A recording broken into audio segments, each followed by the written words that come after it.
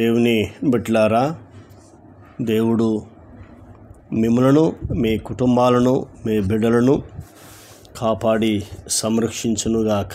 మీ కష్టార్జితాన్ని ఆయన దీవించి ఆశీర్వదించి విస్తరింప చేయునుగాక.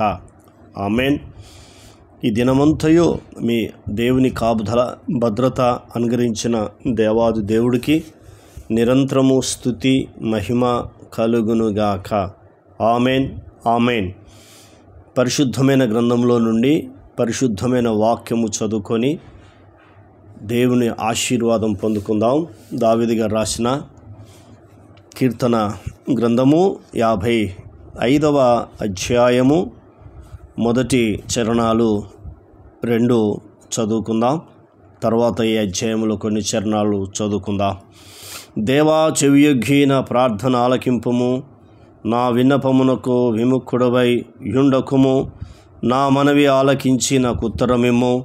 శత్రుల శబ్దమును బట్టియు దుష్టుల బలత్కార్యమును బట్టియు నేను చింతాక్రాంతుడనై విశ్రాంతి లేక మూలుగుచున్నాను. దేవునికి మహిమ కలుగునుగాక. ఆమేన్. శత్రు భయము చేత చింతాక్రాంతుడనై వాని ప్రార్థన. శత్రువు భయము చేత భక్తుడు చింతాక్రాంతుడై దేవుని సన్నిధిలో మనవి చేస్తున్నాడు. మరి నీకు కూడా అనేకమైన శత్రువులు ఉన్నారా? ఉంటే ఈ విధంగా ప్రార్థన చేయము, వెంటనే దేవుడు అద్భుతాన్ని చేస్తాడు. ఈ విధముగా ప్రార్థించి చూడుము, దేవుని కార్యం వెంటనే చూస్తావు. ఆమేన్, ఆమేన్. ఆయన చేసిన ప్రార్థన చూడు. దేవా, చెవియొగ్గిన ప్రార్థన ఆలకింపుము, చెవియొగ్గిన ప్రార్థన ఆలకింపుము. మొదటిది. రెండవది, నా విన్నపమునకు విముఖుడవై ఉండకుము. నేను చేస్తున్న విన్నపము నాకు నీవు విముఖుడవై ఉండకుమని దేవుణ్ణి అడుగుతూ ఉన్నాడు. విముఖుడు అంటే అర్థం ఏంటంటే వీపు చూపించకు. నా వైపు నువ్వు వీపు చూపిస్తే నాకు జవాబు రాదు, నేను తట్టుకోలేను అని దావీదు ఏడుస్తూ ప్రార్థిస్తున్నాడు. మరి నీవు కూడా ఇలాంటి పరిస్థితుల్లో ఉండి ఉండవచ్చు, కానీ భయపడకుండా ఆయన సన్నిధిలో ప్రార్థించి చూడము. మూడో చెప్తున్నాడు, నా మనవి ఆలకించి నాకు ఉత్తరం ఇమ్ము అంటున్నాడు. అయ్యా, నాకు ఉత్తరం ఇమ్ము, నా మనవిను ఆలకించు అని చెప్తున్నాడు. ఎందుకు ఈ మాటలు చెప్తున్నాడు?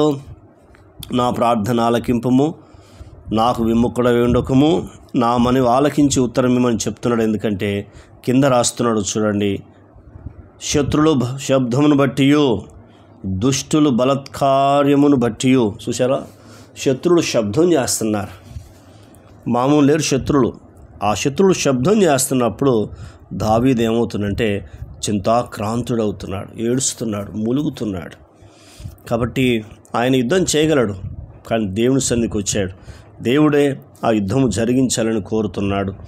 కాబట్టి విశ్రాంతి లేక మూలుగుచున్నాను అంటున్నాడు. దుఃఖపడుతూ విశ్రాంతి లేక మూలుగుచున్నాను అంటున్నాడు. మరి నీవు కూడా దుఃఖపడుతూ విశ్రాంతి లేక మూలుగుచున్నావా? దేవుడు నీకు శుభవార్త. దేవుడు అద్భుతం చేస్తాడు నీ జీవితంలో. ఎలా చేస్తాడో చూద్దాం. 18వ వచనం చదువుకుందాం.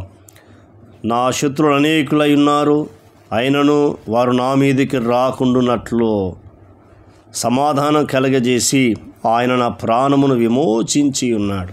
సో దావీదుకున్న విశ్వాసము, నిరీక్షణ, నమ్మకము, ప్రార్థన జీవితం కలిగి ఎలా ఉన్నాడు చూడు. శత్రువులు అనేకులు ఉన్నా కూడా దేవుడు నా మీదికి రాకుండా చేస్తున్నాడు. ఎందుకంటే మోషేతో మాట్లాడతాడు.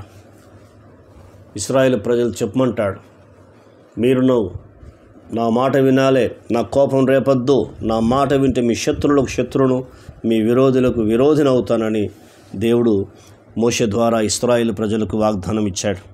కానీ ఆయన నా మీదకి రాకుండా ఉన్నట్లు, చూసారా, ఆయన నా మీదకి రాకున్నట్లు ఏం చేస్తున్నాడు? సమాధానం కలిగేస్తున్నాడు. అంటే అర్థం ఏంటంటే ఇద్దరిలో ఉన్న శత్రుత్వం, లేదా అనేకుల మంది శత్రువులు ఉండొచ్చు, నువ్వు ఒక్కడివే ఉండొచ్చు, ఒక్కదానివే ఉండొచ్చు. కానీ అనేకమైన శత్రువులను దేవుడు ఏం చేస్తాడంటే మిత్రులుగా చేస్తున్నాడు. సామెతల గ్రంథం కూడా మనం చూస్తే 16వ అధ్యాయంలో 7 మనం చదువుకుంటూ ఉంటే, యెహోవాకు ప్రీతికరముగా ఉండిన యెడల ఆయన శత్రువులను సహా మిత్రులు చేస్తానంటున్నాడు.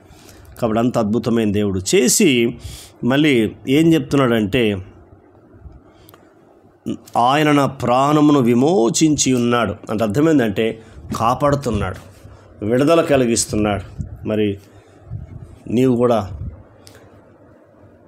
ఈ విధంగా ప్రార్థన చేసి చూడు, వెంటనే దేవుని కార్యం చూడగలుగుతావు. ప్రార్థన. కన్న తండ్రి, నీకు వందనాలు. విన్న మాటలు దుష్టతకు పోకుండా సహాయం చేయి. ఈ మాటల ద్వారా మీరు మమ్మల్ని ఆదరించినందుకు మీకు స్తోత్రాలు. మీ నామానికి మహిమ తెచ్చుకోండి. మా ప్రార్థన విని జవాబు ఇచ్చినందుకు వందనాలు చెల్లిస్తున్నాం. నీ బిడ్డలు అనేకులు ప్రభా మీ సన్నిధికి వచ్చారు ప్రభా. వారిలో తండ్రి ఏ బాధలు కష్టాలు ఉన్నాయో వాటి నుంచి విడిపించండి. వినబోతున్న వారికి విడిపించండి. మీ దీవెనలను అనుగ్రహించమని ప్రార్థన విని జవాబు ఇచ్చినందుకు వందనాలు. యేసు నామములో పొందినాం తండ్రి. ఆమెన్. దేవుడు మనందరిని దీవించి ఆశీర్వదించునుగాక. Amen, amen, amen.